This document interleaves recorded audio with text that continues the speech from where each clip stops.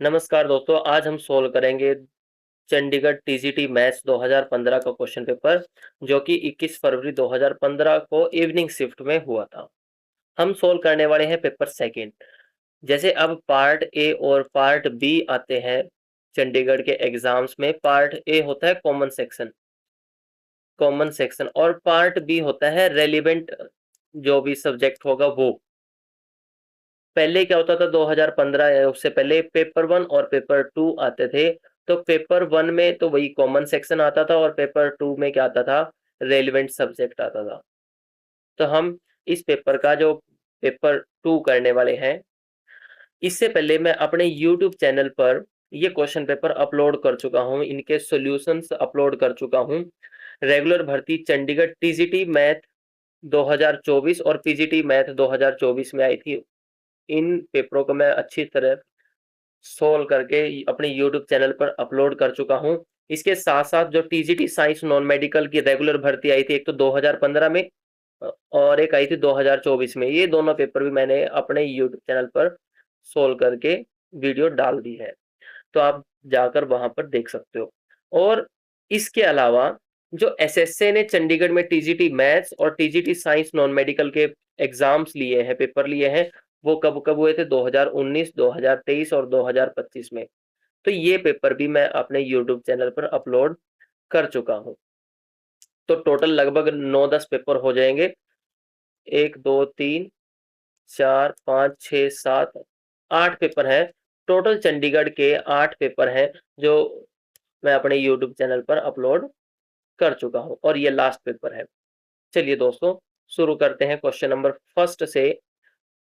The vector space formed by the solution space of the set of the equations this has dimension। बहुत सारे question इस paper में जो हमने TGT science non medical का paper solve किया था, नॉन मेडिकल 2015 वाला, इसकी वीडियो मैंने कल डाली थी। इस पेपर के काफी क्वेश्चन, इस पेपर में लगभग 33 क्वेश्चन थे, इस पेपर के लगभग 20 से 25 क्वेश्चन टीजीटी मैथ्स 2015 में आए हुए हैं as it is.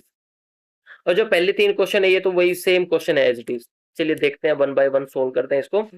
Vector space formed by the solution space of the set of the equations, ये इक्वेशन दे रखी है सॉल्यूशन सेट की, तो हमें डायमेंशन बतानी है क्या होगी स्पेस की। तो हम क्या करते हैं, जो ये थर्ड इक्वेशन है यहां से हम x2 की वैल्यू निकालते हैं तो x3 आ जाएगी। और यहां से अगर मैं निकालूं 3x1 is equal to -2x2, और x2 की वैल्यू यहां से निकाल सकते हैं हम, या फिर x1 की वैल्यू निकाले तो क्या आ जाएगी, -2 टाइम्स ऑफ x2/3। x1 की वैल्यू भी आ गई किसकी टर्म्स में, x2 की, और x3 की वैल्यू भी आ गई किसकी टर्म्स में, x2 की वैल्यू में, x2 की टर्म्स में। तो हमें चेक करना है कि इसमें number of free independent variables कितने हैं। अगर मैं केवल x2 को चूज कर लेता हूं तो हमारे पास x1 भी आ जाएगा और x3 भी आ जाएगा। डायमेंशन मैक्सिमम कितनी हो सकती है इसमें, 3 हो सकती है। लेकिन अगर केवल मैं इसको चूज कर लूं, इसको चूज कर लिया, मान लो इसको 2 चूज कर लिया, तो x1 की वैल्यू हम निकाल सकते हैं यहां से।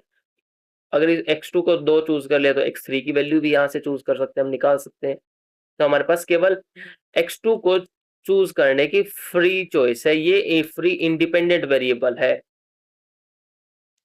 तो डायमेंशन कितनी हो जाएगी, 1, क्योंकि हमें एक ही इंडिपेंडेंट वेरिएबल मिला। तो ऑप्शन बी सेकंड ठीक हो जाएगा।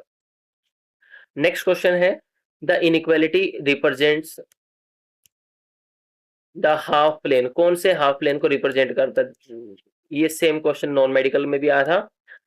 Mod of z-2 is less than equal to mod of z-4। अच्छा, काम करते हैं, z को x प्लस आयटा y लिख लेते हैं।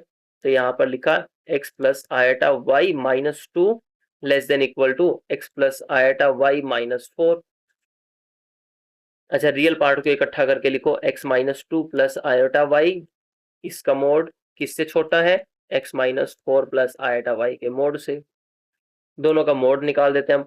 इसका मोड क्या आएगा, x-2 का whole square plus Y square less than equal to, इसका मोड क्या आएगा, ये आ जाएगा x-4 का whole square plus Y square. दोनों तरफ स्क्वायर करते हैं, पॉजिटिव क्वांटिटी है, कोई फर्क थोड़ी पड़ेगा। दोनों तरफ स्क्वायर किया तो अंडर रूट से स्क्वायर कैंसिल हो गए, बचा क्या, ये इसका होल स्क्वायर खोलते हैं, x square plus 2 square that is 4, आगे होता है -2 into a into b that is 4x plus Y square less than equal to, इसको सोल्व किया तो क्या बचेगा, x square plus 4 square that is 16 minus 8x plus Y square, y square से y square cancel किया, x square से x square cancel किया, तो क्या बचेगा, ये देखो 8x को इस तरफ ले आते हैं, प्लस का 8x हो जाएगा, माइनस का 4x है ही है, लेस देन इक्वल टू ये 16, और इस 4 को भी हमने दूसरी तरफ भेज दिया, -4 हो जाएगा, तो क्या बचेगा, इनको माइनस किया तो 4x less than equal to 12, और x की वैल्यू आ जाएगी लेस देन इक्वल टू 3, 4 को नीचे ले गए। अच्छा x क्या था, z हमने माना था x प्लस आयटा y, ये तो z का रियल पार्ट नहीं है, real part of z is equal to what, x, तो यहाँ से क्या मिला हमें, real part of z is less than equal to 3, तो यहाँ से हम ये कह सकते हैं, तो ये हमारा आ जाएगा हाफ प्लेन, तो कौन सा ऑप्शन ठीक हो जाएगा, इसका ऑप्शन थर्ड ठीक हो जाएगा। नेक्स्ट क्वेश्चन है, if span of S over R is contained in R3, then which one of the following vector is not in the span of S? इसके लीनियर कॉम्बिनेशन में कौन से एलिमेंट को हम नहीं लिख सकते, पहले एक जनरल एलिमेंट ले लेते हैं, इसका कौन सा लीनियर कॉम्बिनेशन बना लेते हैं, a into 1 1 0 plus b into 2 1 3, एक जनरल एलिमेंट लिख लेते हैं, क्या आएगा, तो बनेगा क्या, a अंदर मल्टीप्लाई किया a को 0 प्लस b को अंदर मल्टीप्लाई किया 2b b और 3b, दोनों वेक्टर्स को जोड़ देते हैं तो क्या आएगा, a plus 2b a plus b and 0 plus 3b कितना हो जाएगा, 3b।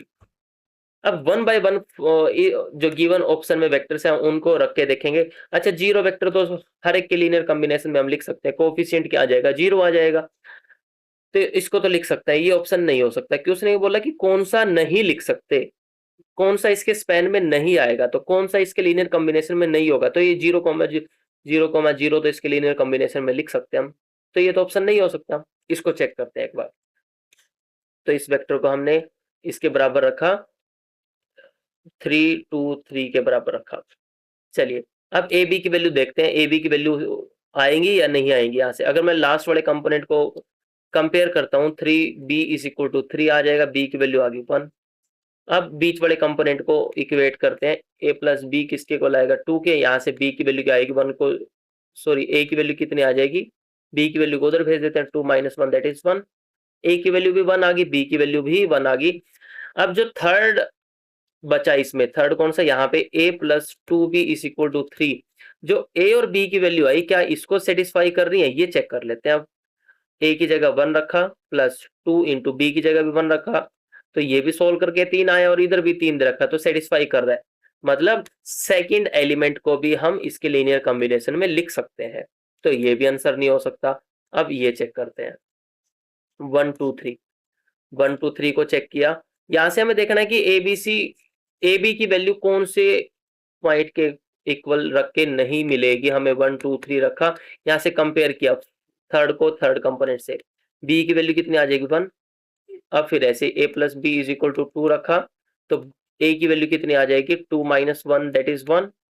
अब जो फर्स्ट कंपोनेंट है इसको इक्वेट करो, a plus 2b is equal to 1 आना चाहिए, अगर मैं a की जगह ये वैल्यू रख दूं और b की जगह ये वैल्यू रख दूं, ताकि चेक करने के लिए कि ये सेटिस्फाई करेगा या नहीं करेगा, a की जगह 1 रखा, 2 इंटू बी की जगह भी 1 रखा इज इक्वल टू 1, अच्छा ये कितना आ जाएगा, 3 इज इक्वल टू 1, क्या 3 और 1 बराबर होते हैं, आपस में नहीं होते, तो मतलब a और b की वैल्यू हमें नहीं मिली ऐसी जो इसको सेटिस्फाई करे, तीनों इक्वेशंस को सेटिस्फाई करे, तो हमारे पास क्या मिला हमें कि 1 2 3 ये ऐसा पॉइंट है जिसको हम इसके स्पैन में नहीं लिख सकते, हमें a b की वैल्यू नहीं मिली, हमें स्केलर्स की वैल्यू नहीं मिली, ओके, तो कौन सा ऑप्शन ठीक हो जाएगा, इसका ऑप्शन थर्ड ठीक हो जाएगा। नेक्स्ट क्वेश्चन है क्वेश्चन नंबर 4, ये भी प्रीवियस पेपर में आया था, कौन से पेपर में था, 1 plus iota upon 1 minus iota raised power n is equal to 1 है, इसमें बताना है कि n की वैल्यू स्मॉलेस्ट वैल्यू क्या रखें कि ये आंसर 1 के इक्वल आ जाए, तो पहले काम करते हैं, अंदर वाले को रेशनलाइज कर लेते हैं, 1 plus iota upon 1 minus iota को रेशनलाइज किया, नीचे वाले का साइन बदल के, तो ये किसके इक्वल आएगा, देखो एक बार, 1 प्लस आयोटा का स्क्वायर अपॉन 1 ये क्या बनेगा a minus b into a plus b, ये किसके इक्वल हो जाएगा a square minus b square के इक्वल हो जाएगा।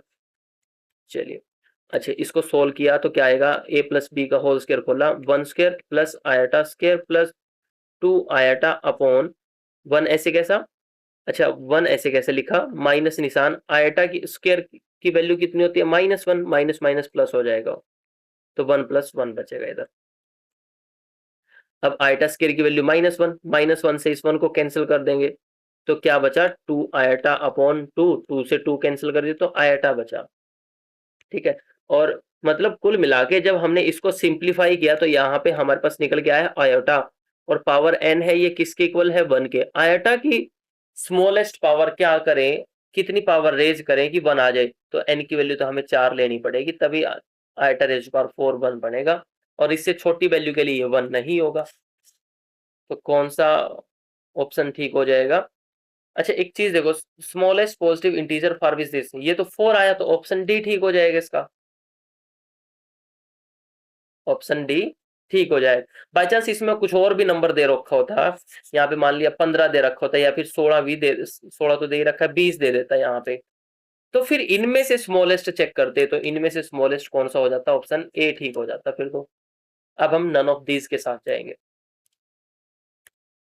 Next question, question number 5, if two zeros of a polynomial this are √2 and 1/2 then other two zeros are, बाकी दूसरी zero कौन सी होंगी। अच्छा हमें ये चीज पता होनी चाहिए कि जो कॉम्प्लेक्स रूट होते हैं वो भी हमेशा कंजुगेट पेयर में एग्जिस्ट करते हैं। अगर a plus b iota root है किसी पोलिनोमियल का तो दूसरा रूट ये पक्का होगा a माइनस आयटा बी। इसी तरीके से अगर हमारे पास इरेशनल रूट है तो वो भी कंजुगेट पेयर में आएंगे, वो भी पेयर में आएंगे। अगर √2 इस पोलिनोमियल का रूट है तो इसका नेगेटिव -√2 भी इसका रूट होगा, और 1/2 भी इसका रूट दे रखा है, तो 3 रूट तो हो गए इसके। तो यहां से अगर मैं पोलिनोमियल बनाऊं x -√2 इसके फैक्टर बनाए x + √2 और x - 1/2 इसके फैक्टर्स बन गए। 3 रूट हमें पता चल गए, इसके फैक्टर बन गए। अब -√2 कौन कौन से ऑप्शन में है, इसमें भी है, इसमें भी है, इसमें भी 3 ऑप्शन में दे रखा है, साथ में नन ऑफ दीज भी है, तो -√2 तो इसका रूट होगा। चलिए हमें ये चीज तो पता लग गई। अब यहां से एक काम करते हैं, हमें सम ऑफ रूट्स और प्रोडक्ट ऑफ रूट्स तो निकालने आता है। यहां से अगर मैं प्रोडक्ट ऑफ रूट निकालता हूं, प्रोडक्ट ऑफ रूट कैसे निकालते हैं, 4 डिग्री की पोलिनोमियल है, अब लास्ट कोफिशिएंट क्या है -2। जब हम इसके साथ लिखते हैं तो ये सम ऑफ रूट्स आता है minus of coefficient of x³ upon coefficient of a, जो भी आएगा कोफिशिएंट ऑफ x की पावर 4। तो यहां से माइनस साइन आएगा, फिर इसके साथ लेंगे प्लस, फिर माइनस, फिर प्लस, तो प्रोडक्ट ऑफ रूट क्या आ जाएंगे इसके -2/2, दैट इज -1 आएगा प्रोडक्ट ऑफ रूट। मतलब तीनों रूट्स की प्रोडक्ट है। एक रूट हमारा √2 था, दूसरा -√2 था, तीसरा 1/2 था, चौथा हमें निकालना है, डी नाम दे देते हैं, -1 के इक्वल आना चाहिए। दोनों तरफ माइनस है तो ये तो माइनस से तो माइनस कैंसिल कर दिया, तो एक रूट अब जो सा बच गया वो प्लस का आएगा। तो पहला ऑप्शन भी गया, दूसरा ऑप्शन भी गया, क्योंकि दोनों रूट नेगेटिव दे रखे हैं। तीसरा ऑप्शन हो सकता है, चौथा भी हो सकता है। अब √2 इंटू √2 कितना होता है 2, तो इससे कैंसिल करके ये आया, तो डी की वैल्यू कितनी बचेगी, जो लास्ट रूट होगा हमारे पास वो कितना आ जाएगा 1। तो कौन सा ऑप्शन ठीक हो जाएगा इसका, ऑप्शन सी ठीक हो जाएगा। नेक्स्ट क्वेश्चन है question number 6, let t from R2 to R3 be a linear transformation given by this, then we have to find the rank of t। अच्छा ट्रांसफॉर्मेशन R2 से R3 तक है, इसकी corresponding matrix का order क्या होगा 3 cross 2, 3 पहले फिर 2 लिखा, 3 क्रॉस 2 इस मैट्रिक्स का ऑर्डर होगा। तो कोरोस्पोंडिंग जो मैट्रिक्स आएगी हमारे पास वो क्या आएगी, बस उसका रैंक देख लेंगे, वो क्या आएगी 1 1 1 -1 और 0 1। इनके कोफिशिएंट मैंने लिख दिया, इसका कोफिशिएंट क्या x1 का 1 वो यहाँ पे लिख दिया, ये प्लस का है 1। अच्छा x2 का कोफिशिएंट 1 है ये यहाँ पे, फिर आगे 1 -1 है ये यहाँ पे लिखे, और x1 तो है ही नहीं इसमें 0 और 1, तो ये मैट्रिक्स 3 क्रॉस 2 की आ गया हमारे पास। ठीक है, इसका रैंक देख लेते हैं कितना होगा, 3 तो नहीं हो सकता इसका रैंक, रैंक होगा या 2 होगा या 2 से छोटा होगा, rank of this matrix A. अच्छा, अब रैंक देखेंगे इसका कितना बनेगा। चलो एक डिटरमिनेंट लेते हैं, 2 क्रॉस 2 का ये डिटरमिनेंट उठा लेते हैं हम। 1 1 1 -1, इसको सोल्व किया तो कितना आएगा, -1 -1 दैट इज -2, नॉन जीरो आ गया, तो इसका रैंक कितना हो जाएगा, 2। इस मैट्रिक्स का रैंक 2 है, तो इसके कोरस्पॉन्डिंग ट्रांसफॉर्मेशन का रैंक भी कितना होगा, 2। तो कौन सा ऑप्शन ठीक हो जाएगा, सेकंड ऑप्शन ठीक हो जाएगा। नेक्स्ट क्वेश्चन है question number 7। A survey shows that 63% of American like cheese and 76 like apples. If X% of American like both cheese and apples, then दोनों का इंटरसेक्शन, चीज का भी और एप्पल का भी इंटरसेक्शन किसके इक्वल होगा। अच्छा, हमें ये चीज तो पता है कि दोनों का इंटरसेक्शन किस में कंटेंट होगा, सी में तो कंटेंट होगा, और C intersection A is also a subset of A. तो मतलब इसमें जो नंबर ऑफ एलिमेंट होंगे वो number of element in A से छोटे होंगे, और इसमें नंबर ऑफ एलिमेंट होंगे वो नंबर ऑफ एलिमेंट सी से छोटे होंगे। अब सी में कितने परसेंट लोग हैं, 63% लोग, तो इंटरसेक्शन की वैल्यू 63% से छोटी होगी। और ये ए जो एप्पल को चूज करने वाले, एप्पल को पसंद करने वाले वो है 76%। तो दोनों में से जो छोटा नंबर है, मतलब दोनों के इंटरसेक्शन की वैल्यू वो 63 से छोटी तो होगी ही होगी। एग्जैक्ट नहीं आया ये, हमारा आंसर अभी एग्जैक्ट नहीं आया, हमें ये पता चला 63 से छोटी होगी। ये भी ऑप्शन गया, गया नहीं, ये भी हो सकता है, 63 से छोटा तो है ही है, ये भी हो सकता है, ये भी हो सकता है। चलिए दूसरी कंडीशन चेक करते हैं। अच्छा, जो नंबर ऑफ एलिमेंट होंगे किसमें, यूनियन में, सी यूनियन ए में, वो किससे छोटे होंगे, किससे बड़े होंगे, वो बड़े होंगे number of element in C plus number of element in A plus sorry minus number of element in their intersection. Formula लगा दिया।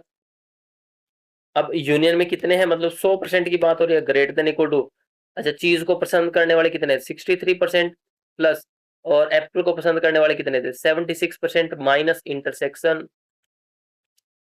अच्छा, इसको इस तरफ भेज दो और इसको इस तरफ भेज दो, तो हमारे पास क्या मिलेगा, number of element in A intersection C is greater than equal to, दोनों का जोड़ करेंगे, दोनों का जोड़ करेंगे तो कितना आ जाएगा, 139 माइनस 100 दैट इज 39।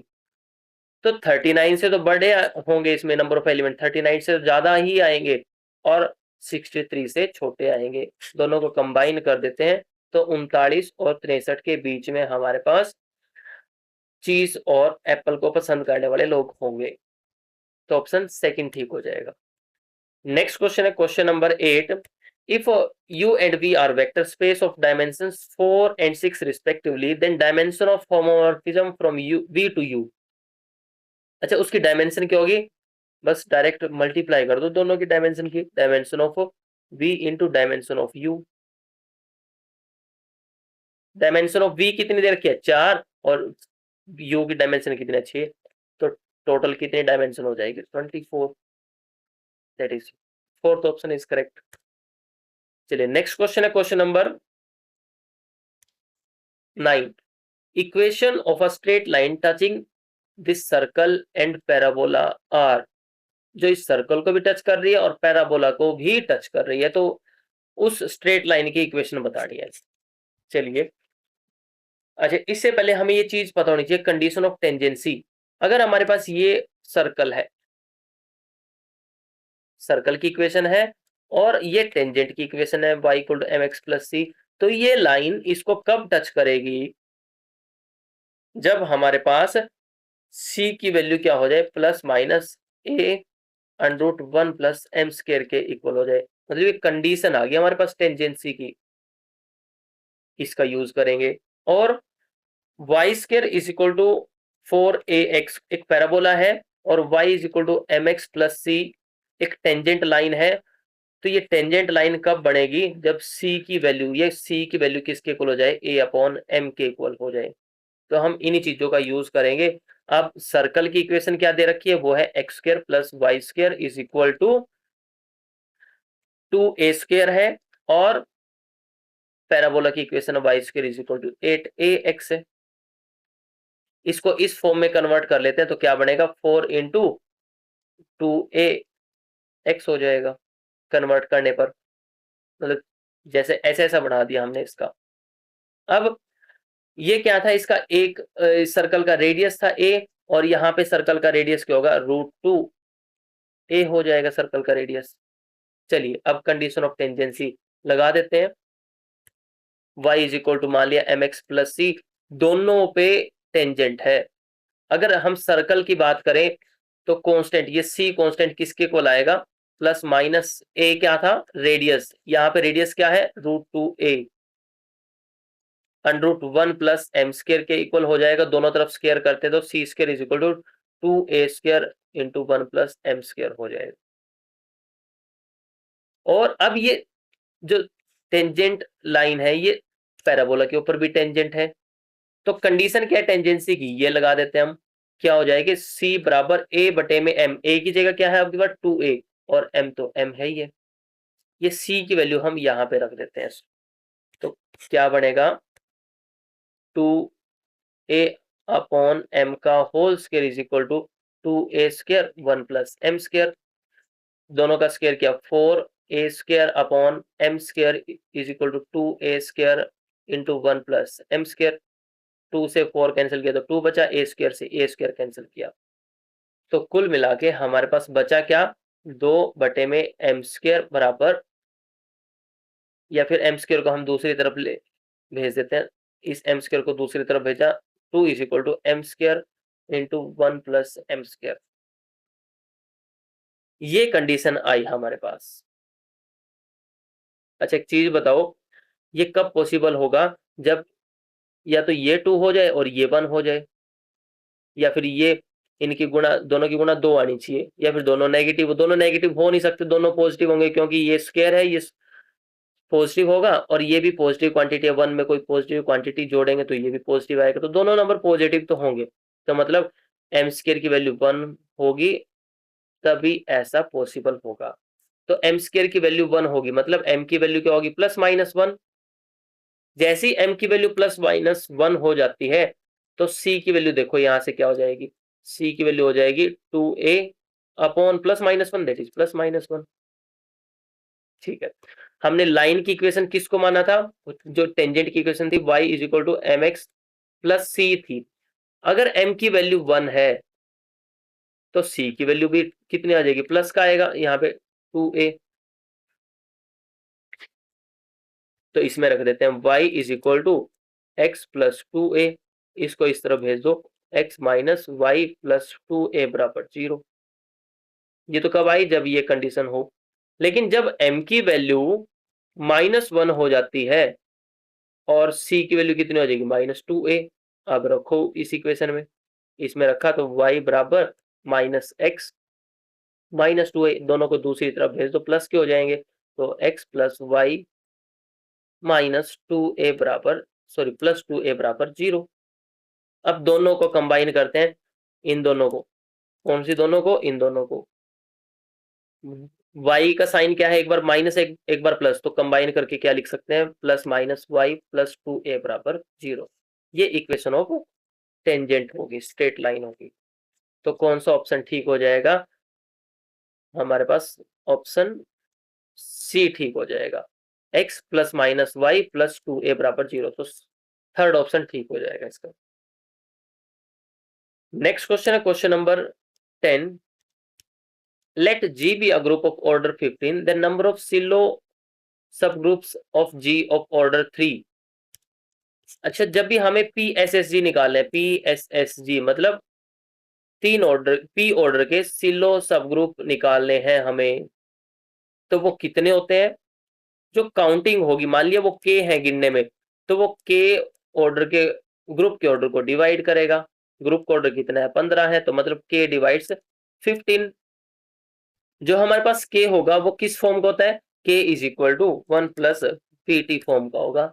P क्या है, यहाँ पे 1 प्लस P की जगह 3 है, तो हमारा ये इस फॉर्म का होगा, और T की वैल्यू रखते जाएंगे, 1 प्लस 3 इंटू 1 रखा T की वैल्यू, T की वैल्यू 1 रखी तो कितना हो जाएगा 4 हो जाएगा, T की वैल्यू 0 रखते हैं तो ये कितना हो जाएगा 1। अब क्या 1 15 को डिवाइड करता है? बिल्कुल करता है। तो ये तो चांसेस है, हमारे पास पॉसिबिलिटी है। क्या 4 15 को डिवाइड करेगा? नहीं। 1 + 3 × 2 रखा, टी की जगह 2 रखा, 6 और 1 7, ये भी 15 को डिवाइड नहीं करेगा। 1 + 3 × 3 रखा, ये 9 + 1 दैट इज 10, भी ये भी 15 को डिवाइड नहीं करेगा। ग्रुप के ऑर्डर को डिवाइड करना चाहिए ये। फिर आगे 4 रखा, 3 × 4, ये कितना हो जाएगा? 13, तो ये भी 15 को डिवाइड नहीं करता। 5 रखेंगे तो 15 से बड़ा नंबर आ जाएगा, वो तो वैसे भी 15 को डिवाइड नहीं करेगा। तो हमारे पास केवल जब हम t की वैल्यू 0 रखते हैं तो k की वैल्यू कितनी आ जाती है? 1। तो number of Sylow subgroup of order 3 is only 1, that is option second is correct. Next question है क्वेश्चन नंबर 11। क्वेश्चन नंबर 11 में देखो बच्चे, if x y z are in AP with common difference d and rank of this is 2, अगर rank इस 3x3 matrix का 2 दे दिया तो इसका जो डिटरमिनेंट है वो क्या होगा? 0 होगा। डिटरमिनेंट को हम 0 के इक्वल रख देंगे। Then we have to find value of d and k. Question में दे रखा है एक्स वाई जेड क्या है? एक्स वाई जेड है हमारे पास एपी में। तो मतलब अगर डी कॉमन डिफरेंस है तो एक्स तो पहली टर्म होगी, दूसरी टर्म कौन सी होगी? मतलब वाई किसके बराबर होगा? एक्स में डी जोड़ देंगे, एक्स प्लस डी बन जाएगा। और जेड किसके बराबर होगा? एक्स प्लस 2d, तो तीसरी टर्म ये आ जाएगी। मैट्रिक्स ये दे रखी है, यहाँ पे मैट्रिक्स लिखते हैं हम 4 5 एक्स 5 6 वाई की जगह क्या लिखेंगे? एक्स प्लस डी, और 6 के जेड की जगह लिखेंगे हम एक्स प्लस 2d।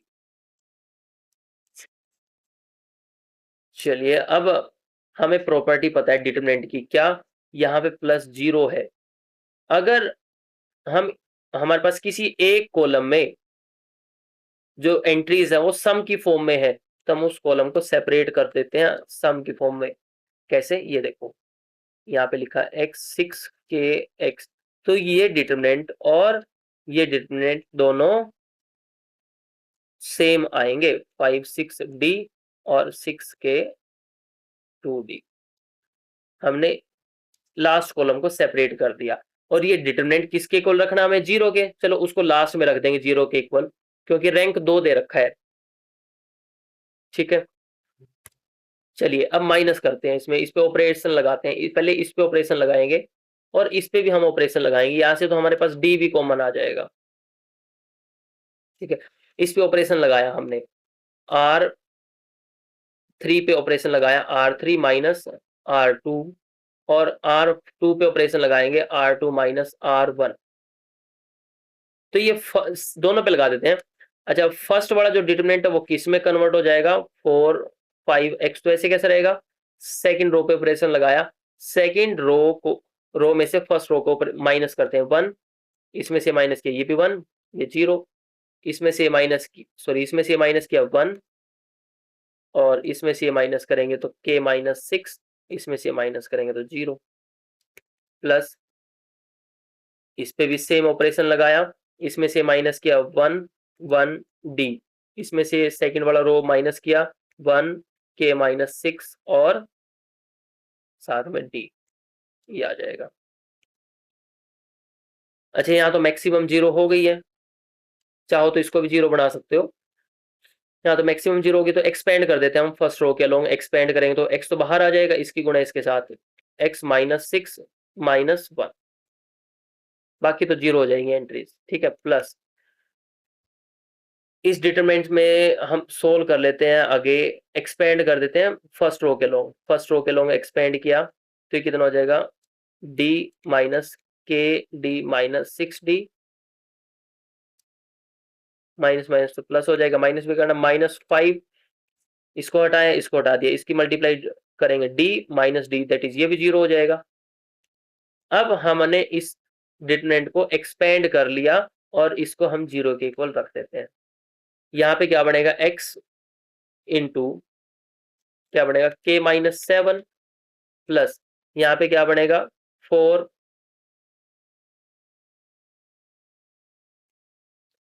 इसमें से हम क्या करते हैं? d कॉमन ले लेते हैं, तो 4d बचेगा, बचा क्या यहाँ पे, अच्छा यहाँ पे ये कितने हो जाएंगे 7d हो जाएंगे, माइनस के प्लस 7 बराबर 0।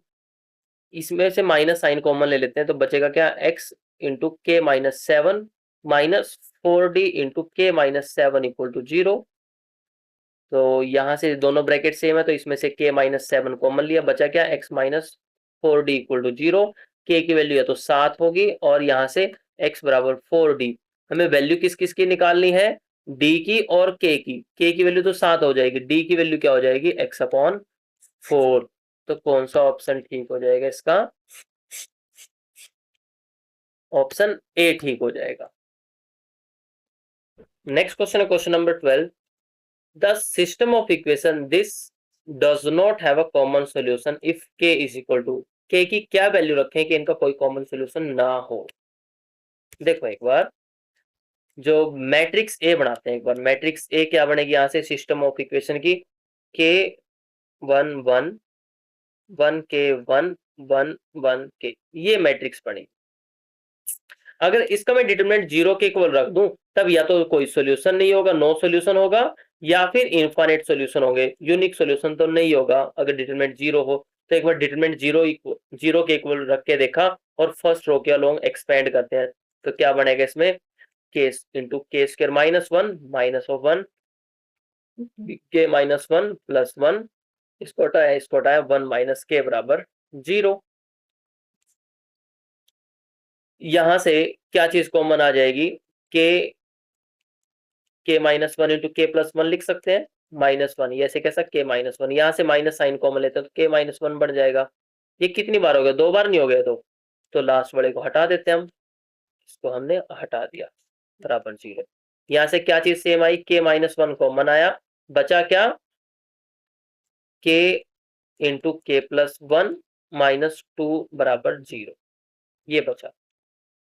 इसको सोल्व करते हैं तो ये के स्क्वायर प्लस के माइनस 2 इंटू के माइनस 1 बराबर 0, इसको सोल्व किया। ऐसे दो नंबर बताने हैं जिनकी गुणा करके तो माइनस का 2 आए, ऐसा कब हो सकता है, माइनस 2 इंटू 1 या फिर 2 इंटू माइनस 1, लेकिन दोनों का सम करके प्लस का 1 आना चाहिए तो ये दोनों नंबर चूज करने पड़ेंगे हमें, के स्क्वायर प्लस 2k माइनस के माइनस 2 इक्वल टू 0, और ये के माइनस 1 तो चलता ही रहेगा। यहाँ से क्या चीज सेम आएगी, के कॉमन आ जाएगा, सेम है तो के प्लस 1 सॉरी के प्लस 2, यहाँ से माइनस कॉमन लिया तो के प्लस 2 और के माइनस 1 तो बाहर है ही है बराबर 0। तो k माइनस 1 ऐसे कैसा, यहाँ से k प्लस 2 कॉमन आया तो बचेगा क्या, k माइनस 1 फिर से बचा बराबर 0, तो क्या बना k माइनस 1 का होल स्क्वायर इंटू के प्लस 2 बराबर 0। तो k की वैल्यू या तो माइनस 2 होगी या फिर 1 होगी। अगर मैं k की वैल्यू 1 रख लेता हूं इसमें, k की वैल्यू 1 हो जाए तो इस इक्वेशन किस में बदल जाएगी, x plus y plus z बराबर 1, ये भी सेम इक्वेशन बन जाएगी और ये भी सेम इक्वेशन बन जाएगी। अब इक्वेशन तो एक है लेकिन वेरिएबल कितने हैं, 3 है, तो इसके तो इनफाइनाइट सॉल्यूशन हो जाएंगे जब मैं x की वैल्यू क्यों क्या रखूंगा 1। अब 2 रख के देखते हैं, चलिए एक बार x की वैल्यू को अब 2 माइनस 2 रख के देखते हैं। x की वैल्यू क्या आई थी हमारे, k की वैल्यू क्या आई थी -2 और 1 रखने से तो हमें इनफाइनाइट सॉल्यूशन मिल रहे हैं, लेकिन उसने बोला कि इसका कॉमन सॉल्यूशन कोई ना हो, तो ऐसा तो तभी होगा जब k की वैल्यू क्या हो जाएगी -2। तो यहाँ पे रख के भी देख सकते हो, जब k की जगह -2 रखा, -2x plus y plus z बराबर 1, यहाँ पर रखा तो x -2y प्लस जेड बराबर -2, यहाँ पर रखा तो क्या बनेगा, x प्लस वाई -2z बराबर -2 का क्यूब करेंगे तो -8। अच्छा तीनों इक्वेशंस को जोड़ देते हैं तो ये क्या बनेगा, ये देखो तीनों इक्वेशंस को जोड़ के, तीनों को जोड़ा, ये x और x, 2x में से 2x घटाएंगे तो 0 हो जाएगा, ऐसे ये भी कैंसिल हो जाएगा, ये भी कैंसिल होएगा, ये तो 0 बचेगा इक्वल टू, इनको सोल्व किया -10 प्लस 1 दैट इज -9। क्या ये होता है, नहीं, मतलब k की वैल्यू -2 के लिए इस सिस्टम ऑफ इक्वेशन का कोई सॉल्यूशन नहीं होगा, तो ऑप्शन फोर्थ ठीक हो जाएगा इसका। चलिए नेक्स्ट क्वेश्चन है question number 13, for which value of lambda does this touches the ellipse. अब एलिप्स के टच करने की कंडीशन क्या होती है, कंडीशन ऑफ टेंजेंसी, अगर y is equal to M X plus C, ये line X square upon A square plus Y square upon B square is equal to 1 इस एलिप्स पर टेंजेंट है, तो कंडीशन क्या होगी, सी की प्लस माइनस सी बराबर plus minus A square M square plus B square होगी। अब हमारे पास इक्वेशन कौन कौन सी दे रखी है वो देखो, इक्वेशन दे रखी है हमें ये y बराबर x प्लस लैम्डा, मतलब c की जगह तो लैम्डा है और m की जगह कितना है 1, और जो एक पैराबोला नहीं सॉरी एलिप्स की इक्वेशन है वो क्या है 9x square plus 16y square आएगा, बच्चे यहाँ पे y लिखा हुआ है तो y स्क्वायर आएगा 144, दोनों तरफ 144 से हमने डिवाइड कर दिया, ये तो कैंसिल होके 1 आ जाएगा राइट साइड में, इसको कैंसिल किया तो 16, इसको कैंसिल किया तो 9, तो कुल मिला के जो इक्वेशन बनी पैराबोला की वो बनी हमारे पास X square upon 16 plus Y square upon 9 बराबर 1। ए स्क्वायर की वैल्यू क्या आ जाएगी, इन दोनों को कंपेयर करते हैं तो ए स्क्वायर की वैल्यू आ जाएगी हमारे पास 16 और बी स्क्वायर की वैल्यू आ जाएगी हमारे पास 9।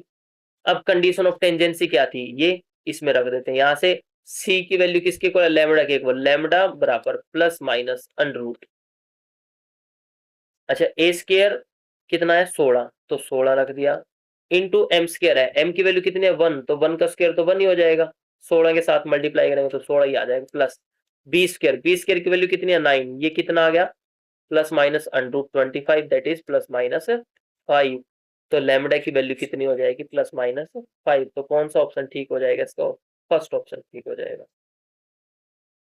नेक्स्ट क्वेश्चन है minimal polynomial of this matrix, पहले हम इसकी करेक्टरिस्टिक पोलिनोमियल निकाल लेते हैं, सी ऑफ एक्स निकालते हैं तो क्या आएगा,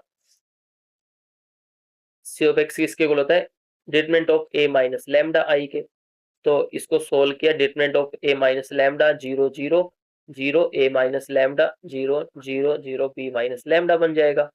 इस ये तो डायगोनल मैट्रिक्स बन रही है, तो हम क्या करेंगे इसका डिटरमिनेंट कैसे निकालते हैं, डायरेक्ट डायगोनल्स की मल्टीप्लाई कर देते हैं, ये हमारे पास इसकी करेक्टरिस्टिक इक्वेशन आ जाएगी। हमें चाहिए क्या इसकी मिनिमल पोलिनोमियल, ये आई हमारे पास ए माइनस लैम्डा का square into b minus lambda.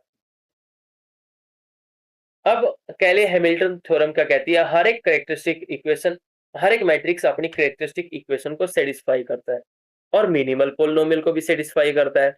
तो मिनिमल पोलिनोमियल क्या है कि लोवेस्ट डिग्री की पोलिनोमियल हमें बतानी है, ये इसकी डिग्री कितनी आएगी 3, लोवेस्ट डिग्री की पोलिनोमियल बतानी है हमें जो इस मैट्रिक्स ए को एनिहिलेट कर दे।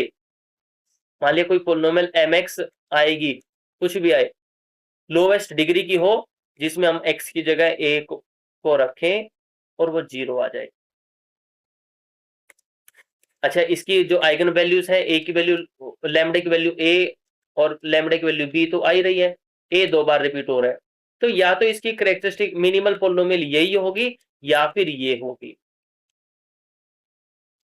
ऑप्शन चेक करो एक बार, ऑप्शन चेक करते हैं, या तो ये ऑप्शन होगा या फिर ये होगा, ये ऑप्शन नहीं हो सकता क्योंकि b 2 बार नहीं आया, लैम्डा की वैल्यू b 2 बार नहीं आया, रिपीट नहीं किया आइगन वैल्यू b, तो ये तो नहीं हो सकता इसका।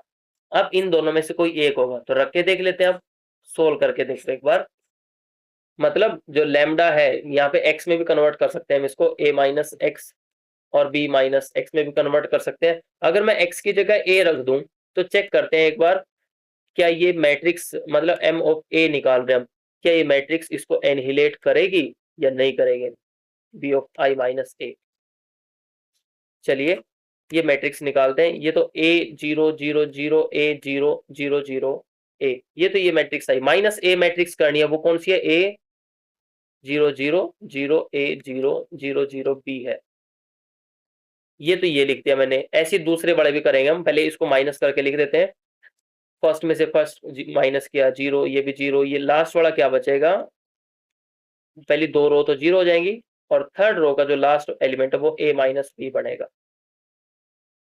ये तो हमने सोल्व कर लिया, अब इसको सोल्व करते हैं, ये क्या आ जाएगा B0 0 0 B0 0 0 B, ये बी आई तो ये मैट्रिक्स लिख दी, माइनस ए मैट्रिक्स करना है A0 0 0 A0 और 0 0 B, माइनस करके चेक किया इसको कितना आएगा, ये देखो एक बार, B माइनस ए, फिर 0 0, फिर 0 B माइनस ए 0, लास्ट रो भी 0 0 आ जाएगी, B में से B माइनस करेंगे। अब इनकी मल्टीप्लाई क्या 0 आ रही है, हमें ये चेक करना है। अगर ये मल्टीप्लाई करने के बाद 0 आ गया तो यही मिनिमल पोलिनोमियल है, नहीं जो कैरेक्टरिस्टिक पोलिनोमियल है फिर तो वही बनेगी। फर्स्ट रो की फर्स्ट कॉलम के साथ मल्टीप्लाई करेंगे 0, फर्स्ट रो की इसके साथ करेंगे ये भी 0 ये भी 0, ऐसी सेकंड रो, क्योंकि सारी एंट्री 0 है, बची थर्ड रो। अब थर्ड रो की फर्स्ट कॉलम के साथ मल्टीप्लाई करनी है, कोरस्पॉन्डिंग एंट्रीज की तो 0 हो जाएगा, लास्ट की 0 करेंगे तो ये भी 0 हो जाएगा। इसकी मल्टीप्लाई इसके साथ 0, इसकी मल्टीप्लाई इसके साथ ये भी 0, इसकी मल्टीप्लाई इसके साथ ये भी 0। अब ये थर्ड कॉलम 0 है, इसकी मल्टीप्लाई इसके साथ करेंगे तो ये भी 0 आ जाएगा। कुल मिला के हुआ क्या कि जो हमने कैरेक्टरिस्टिक सॉरी ये मिनिमल पोलिनोमियल लिखी थी, ये इसने इस ए मैट्रिक्स को एनिहिलेट कर दिया, 0 बना दिया, तो यही इसकी क्या हो जाएगी, मिनिमल पोलिनोमियल होगी। इससे छोटी डिग्री की नहीं हो सकती, क्योंकि हमारे पास 2 आइगन वैल्यूज तो आई ही थी, तो ऑप्शन फर्स्ट ठीक हो जाएगा इसका। Next question, question number 15, equation of parabola with vertex at origin symmetric about by axis and passes through this point. Same question कल वाले पेपर में था, नॉन मेडिकल 2015 का जो रेगुलर भर्ती का पेपर था वो भी था उसमें। इसमें अब देखो सिमेट्रिक अबाउट वाई एक्सिस है और ओरिजिन इसका वर्टेक्स है, मतलब जो पैराबोला बनेगा या तो ऊपर की तरफ बनेगा या फिर नीचे की तरफ बनेगा, और इसकी इक्वेशन क्या होती है वाई सॉरी इसकी इक्वेशन होती है x square is equal to 4ay, और पासिंग पॉइंट क्या है 2 -3, तो x की जगह 2 रखा 2 का स्क्वायर, 4a, y की जगह क्या रखा -3, तो ये कितना हो जाएगा 4 इज इक्वल टू -12a, हमें तो a की वैल्यू चाहिए तो 4/-12 कैंसिल करके कितना आ जाएगा -1/3, इसमें रख देते हैं, तो क्या बनेगा x square is equal to -4/3y, required parabola की इक्वेशन आ जाएगी। तो कौन सा ऑप्शन ठीक हो जाएगा, ऑप्शन सेकंड ठीक हो जाएगा। नेक्स्ट क्वेश्चन है question number 16, f of x with this function then value of f root 3। पहले तो f of रूट 3 निकालते हैं। अब रूट 3 क्या है, इरेशनल नंबर है, जब x इरेशनल हो जाता है तो फंक्शन की वैल्यू क्या आएगी 0, तो ये तो 0 आ गया। अब हमें निकालना क्या है f of रूट 3, ये किसके को होगा f of रूट 3, मतलब पहले इस f को रूट 3 पे ऑपरेट किया और ये वैल्यू कितनी आई थी 0, तो अंदर तो इसकी वैल्यू कितनी आ गई 0। अब f of 0 निकालना है। अब 0 कैसा है, रेशनल नंबर है, 0 कैसा है रेशनल नंबर, अगर x की वैल्यू रेशनल है तो फंक्शन की वैल्यू क्या होती है 1, तो ये 1 आ जाएगा, तो कुल मिला के सेकेंड ऑप्शन ठीक हो जाएगा इसका। नेक्स्ट क्वेश्चन है question number 17, how many elements of order 2 are there in a group of order 4। जब 4 ऑर्डर का ग्रुप हो तो 2 ऑर्डर के कितने एलिमेंट्स होंगे। अच्छा 4 ऑर्डर का ग्रुप होगा तो साइक्लिक भी हो सकता है और Z2 क्रॉस Z2 भी हो सकता है। अब इसमें जो एलिमेंट होगा 2 ऑर्डर का, ये देखते हैं 1 2 3, इसमें ये एलिमेंट्स होंगे, इसमें तो ये एलिमेंट्स होंगे, और 0 का इसमें 1 का ऑर्डर कितना होगा, 1 का ऑर्डर कितना होगा। अच्छा ये तो आइडेंटिटी है, 0 का ऑर्डर तो 1 हो जाएगा, 1 का ऑर्डर कितना हो जाएगा 4 हो जाएगा, और 2 का ऑर्डर कितना हो जाएगा 2 हो जाएगा, 3 का ऑर्डर कितना हो जाएगा इसमें 4 हो जाएगा।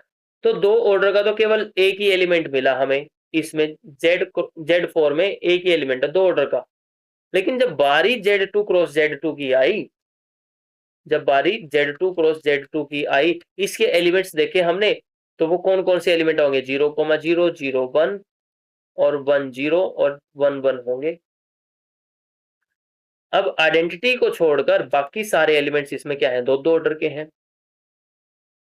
आइडेंटिटी को छोड़कर बाकी 3 एलिमेंट क्या है 2 ऑर्डर के, और जो ऊपर हमने पहले चेक किया साइक्लिक ग्रुप था जो ऑर्डर 4 का, इसमें केवल एक एलिमेंट था 2 ऑर्डर का, इसमें 3 एलिमेंट आ गए ऑर्डर 2 के, तो हम क्या कह सकते हैं, इसके बारे में कुछ कह ही नहीं सकते, ये निश्चित नहीं है, श्योर नहीं है कि हम 1 कहें या 3 कहें, तो ऑप्शन डी ठीक हो जाएगा इसका, कांट से।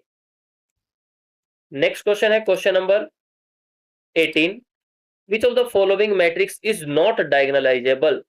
अच्छा, अगर किसी मैट्रिक्स की आइगन वैल्यू सारी की सारी डिस्टिंक्ट है तो वो मैट्रिक्स डायगोनलाइजेबल होती है। तो मैट्रिक्स की आइगन वैल्यूज निकाल लेते हैं। इसकी आइगन वैल्यूज निकाली, 1 माइनस लैम्डा 1 माइनस लैम्डा करके एक्सपेंड किया, 1 माइनस लैम्डा का स्क्वायर इक्वल टू 0, लैम्डा की वैल्यू 1 आ गई यहाँ से। तो और रिपीटेड रूट आया ये, तो इसको चेक करोगे, ये तो डायगोनल एंट्रीज है, ये तो ट्रायंगुलर मैट्रिक्स बन रही है, तो इसकी आइगन वैल्यू तो क्या हो जाएगी, लैम्डा 1 1 हो जाएगा और लैम्डा 2 2 हो जाएगा। इसकी सोल्व करेंगे, ये भी 2 आइगन वैल्यूज आएंगी, बेशक ये कॉम्प्लेक्स नंबर आए, इसको सोल्व करेंगे, यहां से भी हमारे पास कितने आइगन वैल्यूज आ जाएंगे, देखो एक बार, 1 minus lambda into 2 minus lambda, expand कर दिए यहाँ पे लैम्डा रख के, -1 इक्वल टू 0। यहाँ से इसको सोल्व किया तो क्या बनेगा, 2 minus lambda minus 2 lambda plus lambda square -1 equal to 0, lambda square -3 lambda plus 1 equal to 0। इसको सोल्व करेंगे तो यहाँ पे लैम्डा की वैल्यू हमारे पास 2 वैल्यूज आएंगी। अब लास्ट के जो तीनों ऑप्शंस हैं उनमें हर एक मैट्रिक्स की 2 आइगन वैल्यूज आ रही है, डिस्टिंक्ट आइगन वैल्यूज आ रही है, तो लास्ट वाली तीनों तो डायगोनलाइजेबल है, लेकिन जो फर्स्ट मैट्रिक्स दे रखी है फर्स्ट ऑप्शन में, वो डायगोनलाइजेबल नहीं होगी। अगर यहाँ पे ऐसा कर देता कि ओवर आर या फिर ओवर सी, फिर इसका सिनेरियो क्वेश्चन चेंज हो जाता। ठीक है, चलिए नेक्स्ट क्वेश्चन है question number 19, the list upper bound of any set of a rational number is always a rational number, a real number, a positive number और an irrational number। मान लिया कोई सेट लिखा मैंने, सेट लिखा 0,1 लिख दिया, 0,1 लिखा, इसके अपर बाउंड चेक करते हैं हम, यहाँ पे 0 है, यहाँ पे 1 है, अपर बाउंड कौन से है इसके, 1 या 1 से बड़े बड़े सारे के सारे अपर बाउंड है।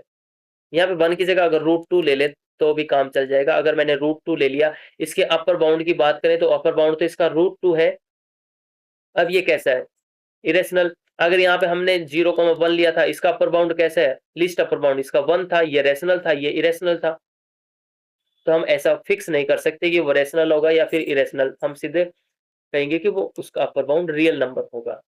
तो कौन सा ऑप्शन ठीक हो जाएगा इसका, ऑप्शन सेकंड। नेक्स्ट क्वेश्चन है question number 20, value of this limit,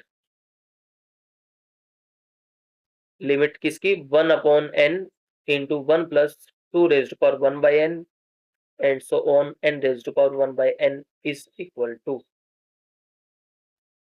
अच्छा, हमें पता है n raised to power 1 by n की लिमिट क्या होती है, n टेंस टू इन्फिनिटी पे ये होती है 1। और इसको ध्यान से देखोगे तो ये तो इसी की n टर्म्स का एवरेज तो दे रखा है ये, तो इसकी जो एवरेज टर्म्स की लिमिट आएगी वो भी क्या होगी, 1 होगी। तो कौन सा ऑप्शन ठीक हो जाएगा इसका, ऑप्शन थर्ड ठीक हो जाएगा।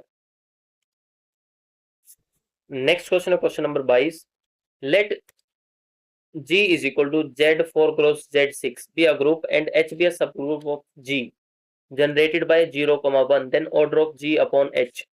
G upon H का ऑर्डर किसके इक्वल होगा, order of G upon order of H। अगर हमें H का ऑर्डर पता चल जाए तो हमारा काम बन जाएगा। ऑर्डर ऑफ, पहले G निकाल लेते हैं, ऑर्डर ऑफ G क्या है, 4 क्रॉस 6। अब हमें ऑर्डर ऑफ H चाहिए बस। H का ऑर्डर कैसे निकालेंगे, ये देखो, अब H जो सब ग्रुप है वो किससे जनरेट हो रहा है, 0,1 से, 0,1 से जनरेट हो रहा है। और हम A, B टाइप के एलिमेंट का ऑर्डर कैसे निकालते हैं, ऑर्डर ऑफ A निकालेंगे, ऑर्डर ऑफ B निकालेंगे और इनका एलसीएम ले लेंगे। ऑर्डर ऑफ A जो फर्स्ट एलिमेंट है वो Z4 से आएगा और ये Z6 से आएगा। यहाँ पे क्या है, हमें एलसीएम लेना होगा, ऑर्डर ऑफ 0 का ऑर्डर निकाल लेंगे हम Z4 में और 1 का ऑर्डर निकाल लेंगे हम Z6 में। 0 का ऑर्डर, ये तो आइडेंटिटी है, इसका ऑर्डर कितना हो जाएगा 1 और 1 का ऑर्डर Z6 में कितना हो जाएगा 6, दोनों का एलसीएम कितना आएगा 6। तो 0,1 का जो ऑर्डर आया वो कितना आया, 6 आया। तो H जो सब ग्रुप है उसका ऑर्डर भी कितना हो जाएगा, 6, क्योंकि ये साइक्लिक सब ग्रुप है, जनरेट हो रहा है इससे। तो कुल मिला के हमारे पास G/H का ऑर्डर किसके इक्वल आ जाएगा, और 4 के इक्वल आ जाएगा। तो कौन सा ऑप्शन ठीक हो जाएगा, ऑप्शन डी ठीक हो जाएगा। बिल्कुल सेम क्वेश्चन नॉन मेडिकल में भी आया था ये 2015 के पेपर में। नेक्स्ट क्वेश्चन है question number 23। Every group G is isomorphic to a permutation group. ये कौन सी थ्योरम है, ये तो केले थ्योरम है, ऑप्शन फर्स्ट ठीक हो जाएगा। नेक्स्ट क्वेश्चन है question number 24। Every group of prime order is, prime order का ग्रुप कैसा होता है, साइक्लिक होता है। साइक्लिक हो गया तो एबिलियन भी हो जाएगा वो। नेक्स्ट क्वेश्चन है क्वेश्चन नंबर 25। डायमेंशन, अच्छा ट्रांसफॉर्मेशन दे रखी है, हमें डायमेंशन निकालनी है eigen space of T. Eigen space नहीं होगा यहाँ पे, रेंज स्पेस आना चाहिए था पहली चीज। आइगन स्पेस तो आइगन वैल्यूज का होगा, λ1 λ2 इनका होगा। चलिए हम रेंज स्पेस निकालते हैं इसका। हम कोरोस्पोंडिंग मैट्रिक्स लिखेंगे इसकी, तो क्या आ जाएगी, इनके कोफिशिएंट्स को देखा, 1 1 5 1 1, जेड की जगह तो 0 है, टी का कोफिशिएंट 5 है। आगे 1 2 0, टी का कोफिशिएंट 1, इसमें देखा 0 0 -1 2, यहाँ पे टी का कोफिशिएंट 0, 5 1 2 0। बस इस मैट्रिक्स का हम क्या करते हैं, रैंक चेक कर लेते हैं। R2 पे ऑपरेशन लगाते हैं, R2 में से R1 को माइनस करेंगे और R4 पे ऑपरेशन लगाएंगे, R4 में से R1 को 5 से मल्टीप्लाई करके माइनस कर देते हैं।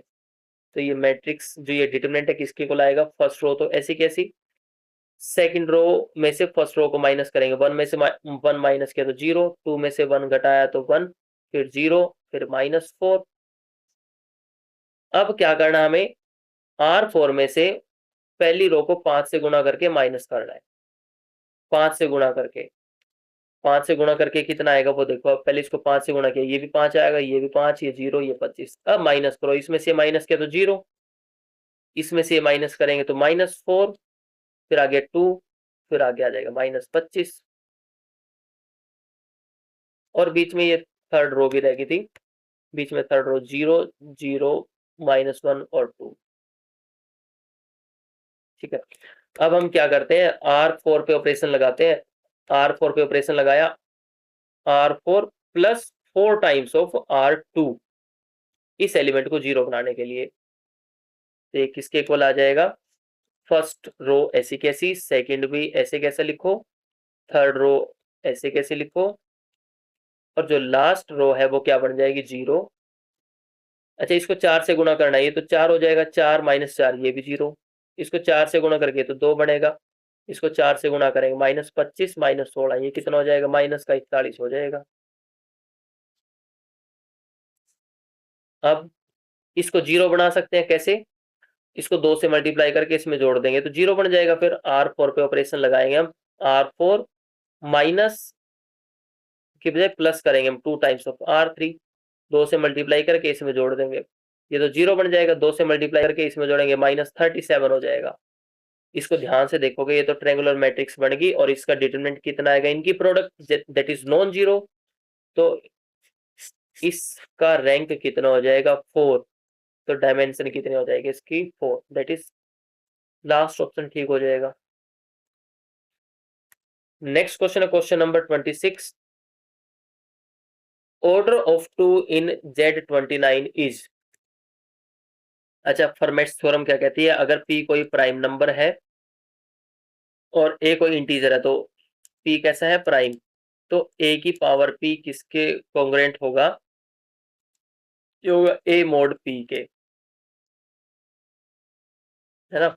तो फर्मेट्स थ्योरम से हम यहाँ पे क्या कह सकते हैं, 2 रेज टू पावर n की जगह क्या है यहाँ पे 29 लिखते हैं, ये किसके कॉन्ग्रुएंट होगा, ये होगा 2 mod 29 के, 2 से डिवाइड कर देते तो दोनों तरफ, तो ये 2 raise to power 28 is congruent to 1 mod 29। तो यहाँ से हम इसका ऑर्डर निकालेंगे तो ऑर्डर कितना आ जाएगा इसका 28। 28 कैसे कह सकते हैं हम? अच्छा, इसका ऑर्डर क्या होगा? 28 के जो डिवाइजर सब होंगे, 1 हो सकता है, 2 हो सकता है, 4, 7, 14, 28 ये हो सकते हैं इसके ऑर्डर। लेकिन कंडीशन क्या है? इसको भी सेटिस्फाई करते हो। 2 की पावर क्या रखें? यहाँ पे n रखें कि इसको सेटिस्फाई करता हो। 1 रखेंगे तो ये तो सेटिस्फाई नहीं करेगा, तो केवल 28 की वैल्यू रखें, n की वैल्यू 28 रखेंगे तभी इसको ये सेटिस्फाई करेगा। तो ऑप्शन इसका थर्ड ठीक हो जाएगा। नेक्स्ट क्वेश्चन है question number 27। Let R be a commutative ring with unity of characteristic 3। Characteristic 3 होने का मतलब क्या है? ये इसकी जीरो का काम करेगी। मतलब जहां पर भी 3 इंटू कुछ लिखा होगा, कोई एलिमेंट लिखा होगा, तो ये जीरो बना देगा उसको। ये इस रिंग की जीरो का काम करेगी। ओके, तो हमें बताना है a plus b raised power 6 बताना है क्या होगा। पहले हम निकाल लेते हैं, a प्लस बी क्यूब निकालते हैं तो ये किसके को ला जाएगा? a cube plus b cube plus 3a square b plus 3ab square के इक्वल होगा। अभी बताया था 3 के साथ कुछ भी मल्टीप्लाई में होगा तो वो तो जीरो हो जाएगा, तो ये भी जीरो होगा, ये भी जीरो हो गया, तो a cube plus b cube के इक्वल आ गया इस रिंग के अंदर ये। अब दोनों तरफ स्क्वायर कर देते हैं, हमें पावर 6 चाहिए ना, तो हमने दोनों तरफ स्क्वायर किया तो ये तो पावर 6 हो गया। तो यही तो चेक करना में ये किसके इक्वल आएगा। तो इसको चेक किया तो a raise to power 6 plus b raise to power 6 plus 2 into a cube b cube. ठीक है, अब ये आइडेंटिटी का काम कर रहा है 3, तो इसको क्या लिख सकते हैं? 3 एक आइडेंटिटी का काम कर रहा है जीरो का, मतलब इसको लिख सकते हैं 2 plus 1 is equal to zero, 2 is equal to 1 को उधर भेज दिया तो -1, जहां पे 2 है वहां पे -1 रख सकते हैं। a raise to power 6 b raise to power 6 minus a cube b cube, 2 की जगह ये रख दिया हमने क्योंकि इक्वलेंट था। तो a plus b raise to power 6 की वैल्यू क्या आ जाएगी? ये तो कौन सा ऑप्शन ठीक हो जाएगा? इसका ऑप्शन सेकंड ठीक हो जाएगा। नेक्स्ट क्वेश्चन है question number 28। Let f g and h be three functions. इसको चेक करना है कि कौन सा रिड्यूसिबल है, कौन सा इरिड्यूसिबल है। एफ फंक्शन दे रखा है, वो है एक्स स्क्र प्लस 1। जी फंक्शन है, वो है x cube plus x square plus 1। और एच फंक्शन क्या है? X power 4 x square plus 1। और जो फील्ड है वो क्या है? Z2। Z2 मतलब जिसमें एलिमेंट है 0,1।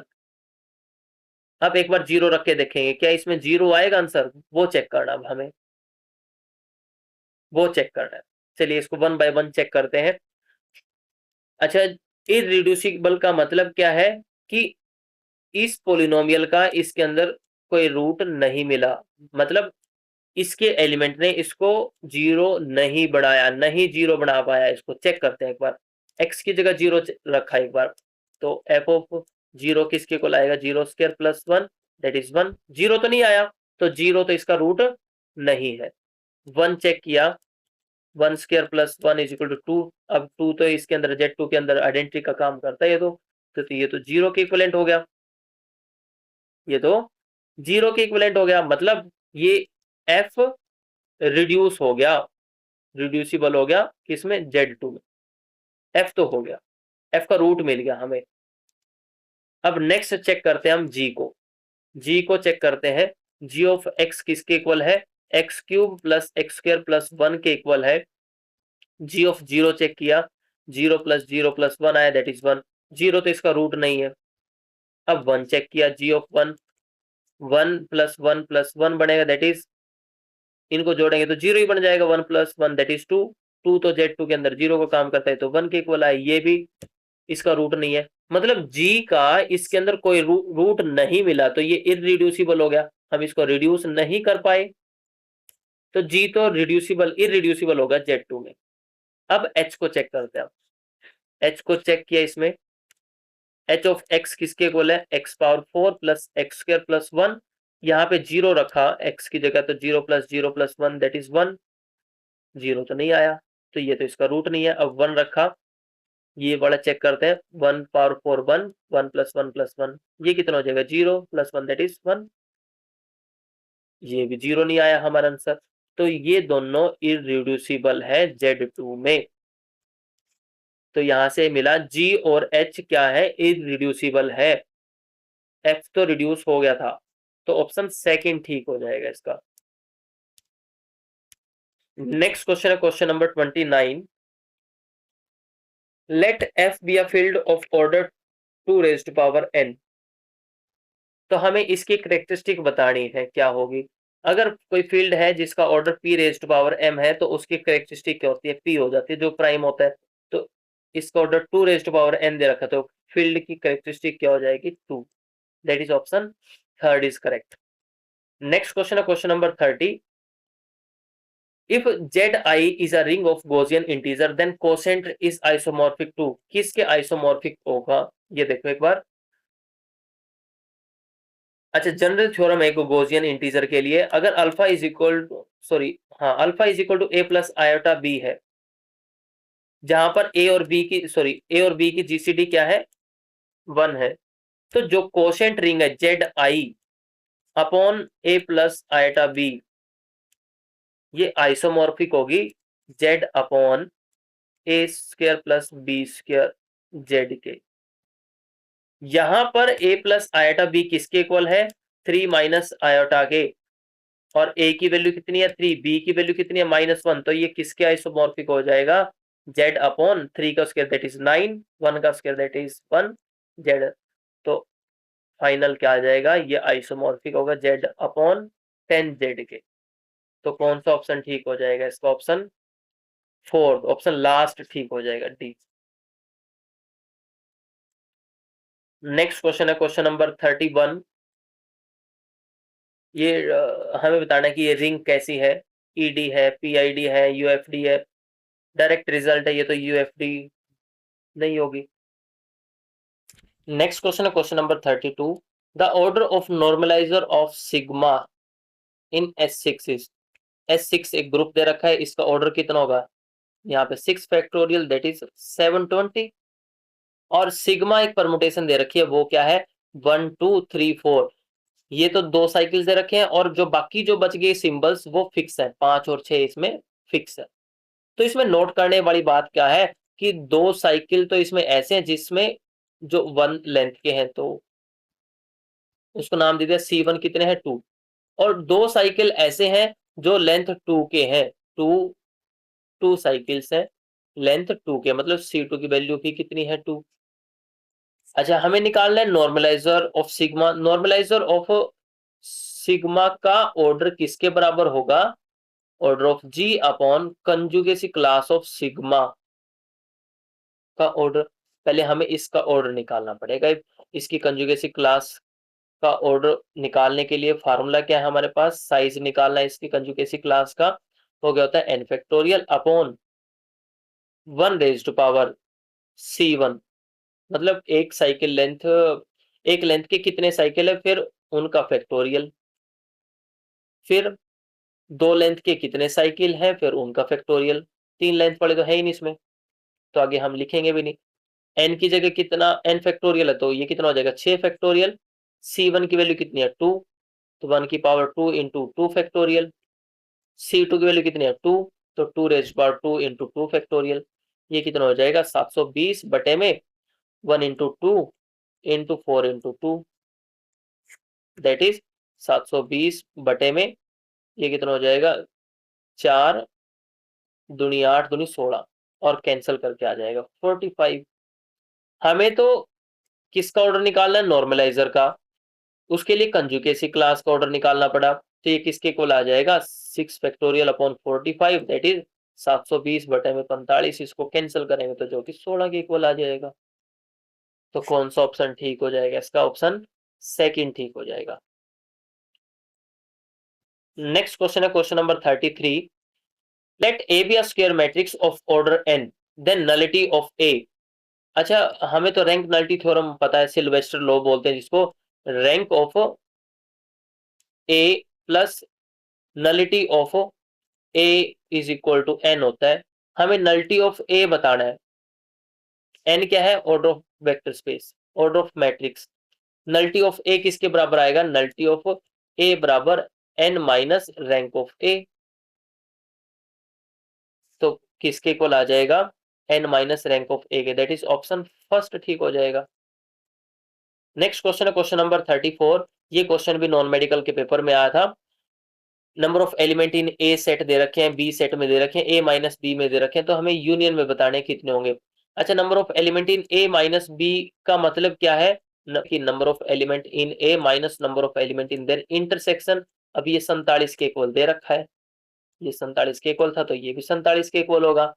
अब ए के एलिमेंट्स दे रखे हैं कितने, 115, यहाँ पे रखा 115 minus number of element in A intersection b is equal to 47।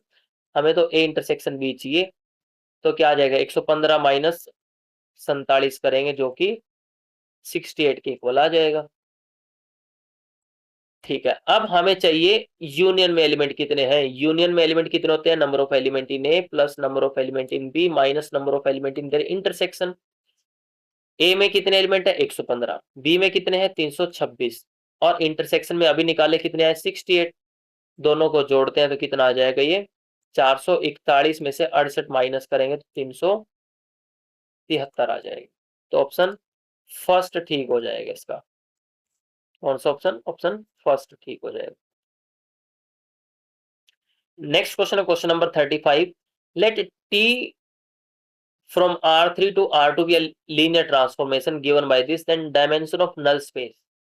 हम कोरस्पॉन्डिंग मैट्रिक्स लिख लेते हैं। मैट्रिक्स का ऑर्डर क्या होगा, यहां से यहां, दैट इज 2,3। तो मैट्रिक्स लिख लेते हैं हम 2,3 की। यहाँ पे क्या आ जाएगा 1 1 0, x3 तो 0 है इसमें, यहाँ पे x2 0 1 0 -1। अब इसका रैंक, ये 2x3 की मैट्रिक्स है, 3 तो नहीं हो सकता, 2 हो सकता है या 2 से छोटा होगा। हम 2x2 का एक डिटरमिनेंट ले लेते हैं। इस डिटरमिनेंट को देखो 1 0 0 -1, डिटरमिनेंट कितना आएगा -1, नॉन जीरो आया तो इसका रैंक कितना होगा 2। रैंक कितना हो जाएगा इसका 2 हो जाएगा। अगर रैंक 2 हो गया तो नलिटी कितनी हो जाएगी इसकी 1। सिल्वेस्टर लॉ से rank of a plus nullity of a is equal to 3, dimension of this 3। Rank कितना आया इसका 2 आया, 2 को दूसरी तरफ भेज दिया, नलिटी निकालनी है, यहाँ पे नल स्पेस निकालना है, नल स्पेस की डायमेंशन बतानी है, 3 - 2 दैट इज 1। तो सेकंड ऑप्शन ठीक हो जाएगा। नेक्स्ट क्वेश्चन है क्वेश्चन नंबर 36। क्वेश्चन नंबर 36 को ध्यान से देखोगे, अगर मैं इसमें n की वैल्यू रखना शुरू करता हूँ, सेट x में n की वैल्यू 1 रखी तो 4 - 3 - 1 ये कितना हो जाएगा 0। n की वैल्यू 2 रखते हैं, इसमें 2 रखा है तो 4 का स्क्वायर 16 - 6 - 1 ये कितना हो जाएगा 9। n की वैल्यू 3 रखते हैं इसमें, 64 - 9 - 1 ये कितना हो जाएगा 54। ये तो चलता जाएगा। इसमें ध्यान से देखोगे y में n की वैल्यू 1 रखी है एक बार तो 1 - 1 0 गुणा में 9, ये तो 0 हो गया। n की वैल्यू 2 रखते हैं तो 9 आएगा, फिर 18 आएगा, फिर ऐसे चलता जाएगा, 9 के मल्टीपल आएंगे। ध्यान से देखोगे जो x वाले सारे एलिमेंट है वो इसमें तो आएंगे ही आएंगे, क्योंकि वो 9 के मल्टीपल नहीं है। तो यहाँ से हम कहेंगे y is a subset of, sorry x is a subset of y। उसने पूछा क्या है, यूनियन पूछा है, x यूनियन y पूछा है, तो ये तो y के इक्वल नहीं आ गई, बड़े सेट के इक्वल आ जाएगी। तो ऑप्शन कौन सा ठीक हो जाएगा इसका, ऑप्शन सेकंड ठीक हो जाएगा। नेक्स्ट क्वेश्चन है क्वेश्चन नंबर 37। ये सेम क्वेश्चन नॉन मेडिकल के पेपर में आया था। Which of the following function f from r to r is injective. 1 1 बताना है कौन सा होगा। 1 1 में क्या होगा, क्या मोड फंक्शन 1 1 होता है इसका, देखो एक बार 1 का मोड क्या होता है 1, -1 का मोड क्या होता है 1। दो डिफरेंट एलिमेंट है लेकिन सेम इमेज आ गई तो ये तो 1 1 नहीं है। ऐसी एक्स स्क्वायर, 2 का स्क्वायर 1 का स्क्वायर किया तो कितना आया 1, -1 का स्क्वायर किया तो कितना आया 1। डिफरेंट एलिमेंट सेम इमेज, ये भी 1 1 नहीं है। यहाँ पे देखा 1 की इमेज कितनी आएगी 16 और 2 की इमेज भी कितनी आएगी 16, ये भी 1 1 नहीं है। तो कौन सा ऑप्शन बचा, ऑप्शन लास्ट फोर्थ ऑप्शन कैसे हो जाएगा, इंजेक्टिव मतलब 1 1 हो जाएगा। नेक्स्ट क्वेश्चन है question number 38। Same question non medical के पेपर में आया था। पॉइंट बताने हैं कि ये पॉइंट ए की किस वैल्यू के लिए कोलिनियर नहीं होंगे। पहले कोलिनियरिटी की कंडीशन चेक करते हैं। ए बी और सी 3 पॉइंट है, ये तीनों पॉइंट कोलिनियर कब होंगे? जब इनका स्लोप AB का स्लोप ऑफ AB किसके इक्वल आ जाए? स्लोप ऑफ AC के इक्वल आ जाए, तब हम कहते हैं कि ये तीनों पॉइंट्स कोलिनियर है, एक ही लाइन पर लाई करते हैं। इनको चेक करते हैं। अब पॉइंट लिखे पहले मैंने A+5, A-4, A-2, A+3 और लास्ट है A, ये पॉइंट है, लास्ट है A, हमने मान लिया ये पॉइंट P है, ये Q है और ये R पॉइंट है। हम स्लोप चेक करेंगे PQ का और PR का। PQ का स्लोप चेक करते हैं, तो कैसे चेक करते हैं? अगर हमारे पास 2 पॉइंट्स दे रखे हैं x1 y1 x2 y2, तो स्लोप कैसे निकालते हैं? Second component minus second component upon first component minus first component. इसमें भी ऐसे ही करेंगे हम, इसमें से ये घटाएंगे, तो A+3 minus A+4 upon A-2 minus A-5, ये किसके इक्वल आ जाएगा? A से A कैंसिल, इसमें भी A से A cancel, 7 upon -7 that is -1 के इक्वल आया। अब इसका स्लोप चेक करो P और R का। P और R का स्लोप करेंगे तो A minus A+4 upon second first component में से फर्स्ट माइनस करो A-5, A से A कैंसिल किया तो 4 अपॉन -5 आया। क्या ये इक्वल आएंगे कभी? A की कोई मर्जी वैल्यू रखो, ये तो इक्वल आ ही नहीं सकते, तो कोलिनियर हो ही नहीं सकते पॉइंट। हम A की कोई मर्जी वैल्यू रखें, तो कौन सा ऑप्शन ठीक हो जाएगा इसका? ऑप्शन C ठीक हो जाएगा, ऑप्शन थर्ड ठीक हो जाएगा। They are not collinear for any value of A। Next question है क्वेश्चन नंबर 39। मैट्रिक्स ए दे रखी है, हमें बताना है कि इन्वोल्यूटरी है, नीलपोटेंट है, आइडम्पोटेंट है या। इन्वोल्यूटरी मैट्रिक्स का मतलब क्या है कि कोई मैट्रिक्स इन्वोल्यूटरी कब होगी? जब उसका स्क्वायर आइडेंटिटी मैट्रिक्स के इक्वल आ जाए। नीलपोटेंट मैट्रिक्स का मतलब क्या है कि इस मैट्रिक्स की पावर के करें, स्मॉलेस्ट पावर के करें कि वो 0 के इक्वल हो जाए, नल बना दे, इसको 0 बना दे। और आइडम्पोटेंट का मतलब क्या है? ए स्क्वायर इज इक्वल टू ए आ जाए। कुल मिला के ए स्क्वायर चेक कर लेते हैं हम। मैट्रिक्स दे रखी है ए इज इक्वल टू -1 3 5 1 -3 -5 -1 3 5, ये मैट्रिक्स दे रखी है।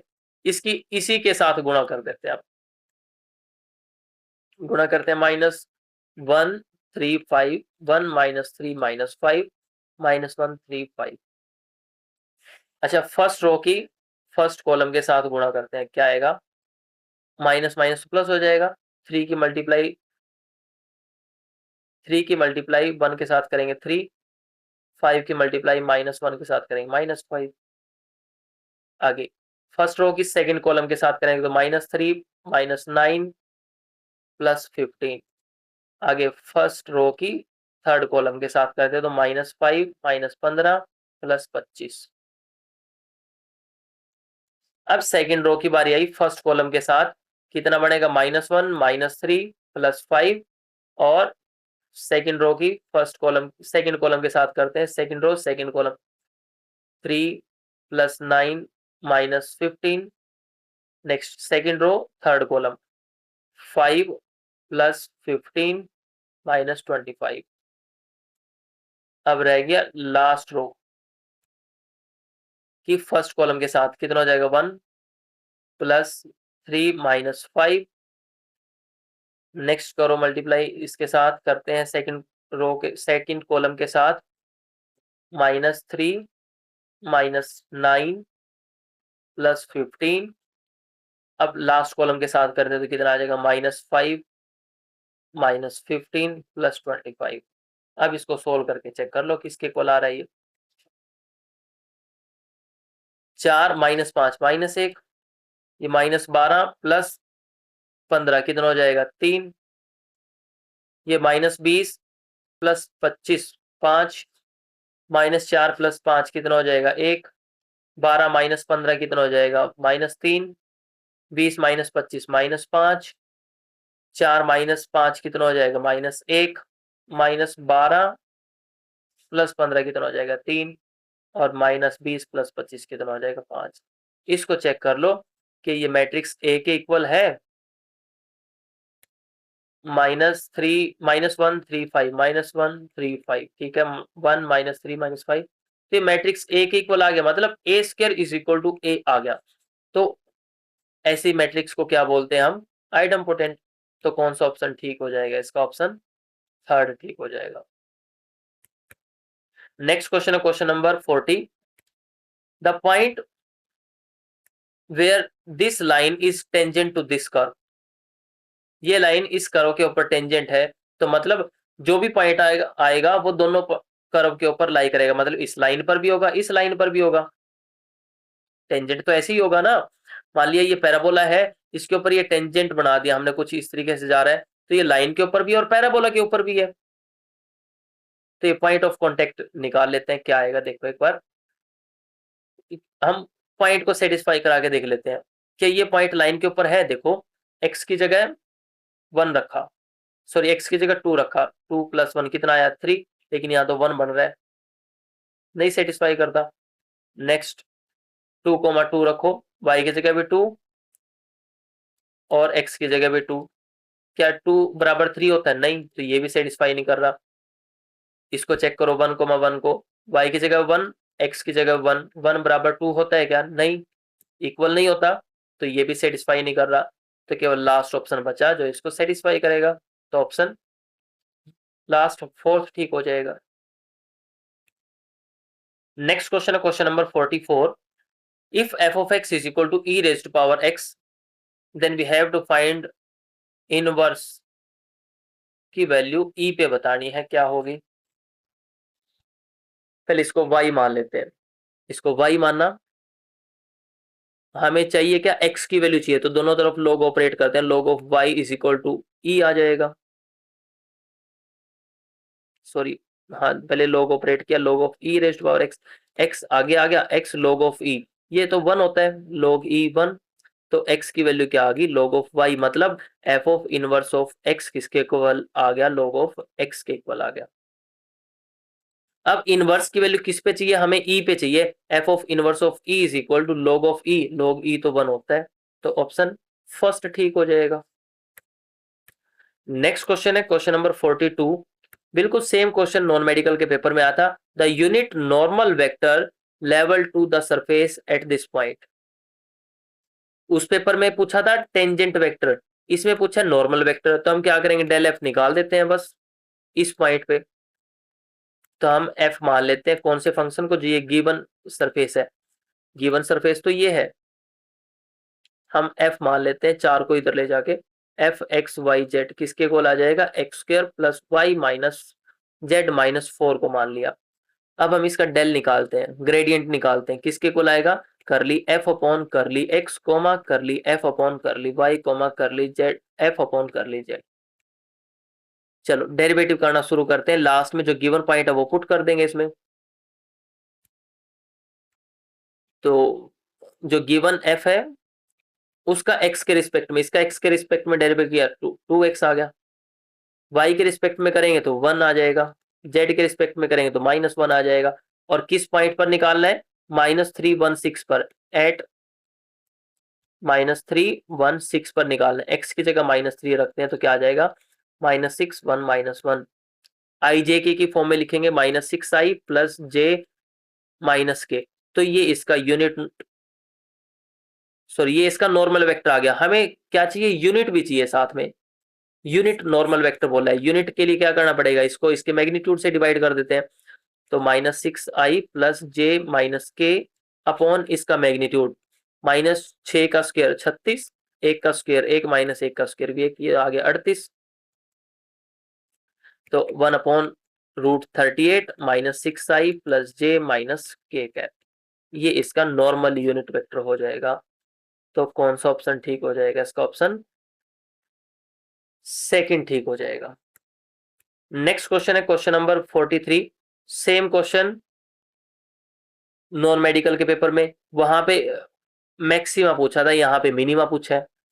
मैक्सिमम की कंडीशन क्या होती है? पहले तो हम क्रिटिकल पॉइंट निकालते हैं डेरिवेटिव को इक्वल टू 0 रख के, जो भी क्रिटिकल पॉइंट आएंगे उन पॉइंट पर हम चेक करेंगे डबल डेरिवेटिव की वैल्यू 0 से बड़ी किन पॉइंट्स पर आ रही है, तो वो पॉइंट ऑफ मिनिमा हो जाएंगे। तो मतलब फर्स्ट डेरिवेटिव को 0 के इक्वल रखना है और डबल डेरिवेटिव को पॉजिटिव रखना है, तो कौन सा ऑप्शन ठीक हो जाएगा? ऑप्शन फोर्थ ठीक हो जाएगा। नेक्स्ट क्वेश्चन है क्वेश्चन नंबर 44। हमें डेरिवेटिव निकालना है y raised to power x का x के रिस्पेक्ट में। अब इसमें थोड़ी सी कंफ्यूजन क्या है, y कांस्टेंट है तो ठीक है, लेकिन अगर y x का फंक्शन है तब कोई और आंसर आएगा, लेकिन जब y को x का फंक्शन रखते हैं तो वो ऑप्शन में नहीं है, तो y को इसने कांस्टेंट मान के सोल्व किया है। अब a की पावर x का जो डेरिवेटिव होता है x के रिस्पेक्ट में क्या होता है, a raised to power x log of x होता है, सॉरी log ऑफ a होता है।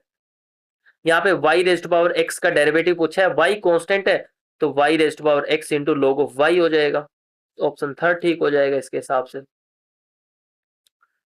नेक्स्ट क्वेश्चन है, हमें निकालना है divergence of gradient of v, del dot del cross v निकालना है, ये तो जीरो के इक्वल होता है डायरेक्ट।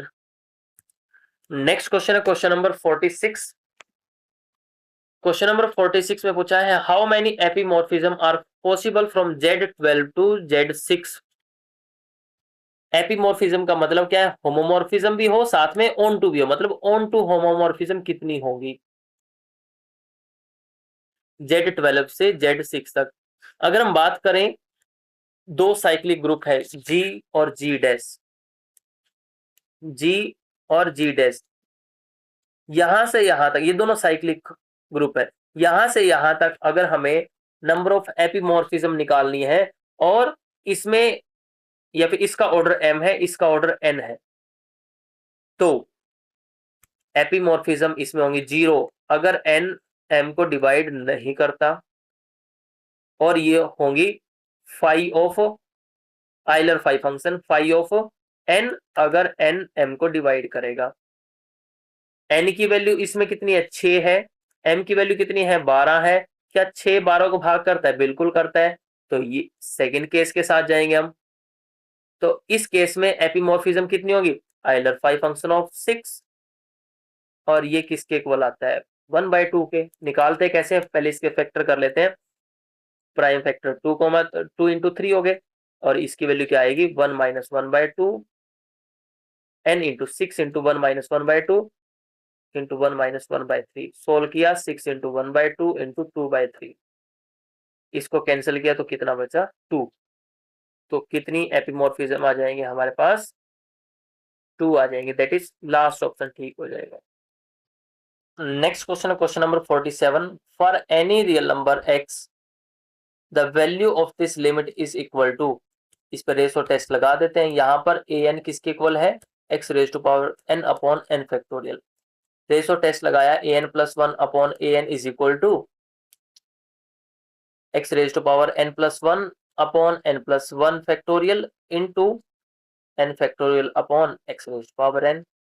अच्छा, n प्लस 1 फैक्टोरियल को एक बार खोल देते हैं तो ये n फैक्टोरियल तो खुल जाएगा, इससे कैंसिल कर दिया। ऊपर x की पावर n प्लस 1 है, नीचे n है, तो कितना हो जाएगा x अपॉन n प्लस 1। अब मैं इस रेशो टेस्ट से इसकी लिमिट निकालता हूं, ये तो जीरो की तरफ अप्रोच कर रहा है। अब ये रेशो टेस्ट से जीरो की तरफ अप्रोच कर रहा है, तो इंडिविजुअल टर्म कहां पे अप्रोच करेंगे, ये भी जीरो की तरफ, तो कौन सा ऑप्शन ठीक हो जाएगा, इसका ऑप्शन सेकंड ठीक हो जाएगा। नेक्स्ट क्वेश्चन है question number 48। The value of this limit is, अच्छा इसको एक बार y मान लेते हैं हम, इसको y के इक्वल मान लिया हमने, एक में डायरेक्ट भी यूज किया था, n raise to power 1 by n की लिमिट क्या होती है 1। इसमें एक बार करके देख लेते हैं इसको, इस केस में इसकी लिमिट निकालनी है n raise to power 1 by n की। हम क्या करते हैं, दोनों तरफ log ऑपरेट करते हैं, log of y is equal to limit n tends to infinity, log operate किया n raise to power 1 by n। अब ये जो पावर है 1 बाय n वो आगे आ जाएगी, वो आगे आ गई 1 बाय n, मतलब ऐसे भी तो लिख सकते हैं इसको बटे में n, ठीक है। अब इस पे डायरेक्ट लिमिट पुट करके देखा तो इन्फिनिटी बाय इन्फिनिटी फॉर्म बनेगी, है ना, तो इसको डायरेक्ट डेरिवेटिव कर दो। एल हॉस्पिटल रूल लगाते हैं तो इसकी लिमिट किसके बराबर होगी, एल हॉस्पिटल रूल से ऊपर वाले का n के रिस्पेक्ट में डेरिवेटिव किया 1 अपॉन n और नीचे वाले का 1 हो जाएगा, और इसकी लिमिट कहाँ जाएगी 0 पे। तो log ऑफ y की वैल्यू क्या आई 0, y की वैल्यू क्या आ जाएगी e raise to power 0 that is 1, तो इसकी लिमिट क्या आ जाएगी कुल मिला के 1, फर्स्ट ऑप्शन ठीक हो जाएगा। नेक्स्ट क्वेश्चन है क्वेश्चन नंबर 49। ये तो हार्मोनिक सीरीज दे रखी है, ये तो नॉट कन्वर्जेंट होती है, डायरेक्ट भी याद रख सकते हो हार्मोनिक सीरीज। लेकिन अगर अल्टरनेट साइन हो, वन माइनस फिर प्लस फिर माइनस, फिर वो कन्वर्जेंट हो जाएगी। नेक्स्ट क्वेश्चन है question number 50। The series this is convergent, divergent, not divergent, ये बताना हमें। इस पे हम क्या करते हैं, एक बार कंपैरिजन टेस्ट लगा के देखते हैं। अब एन स्क्वायर प्लस वन, हमें पता है ये एन स्क्वायर से बड़ा होता है, लेकिन अगर हम इनका रेसिप्रोकल कर दें तो one upon n square plus one छोटा हो जाएगा, इससे हो जाएगा कि नहीं हो जाएगा।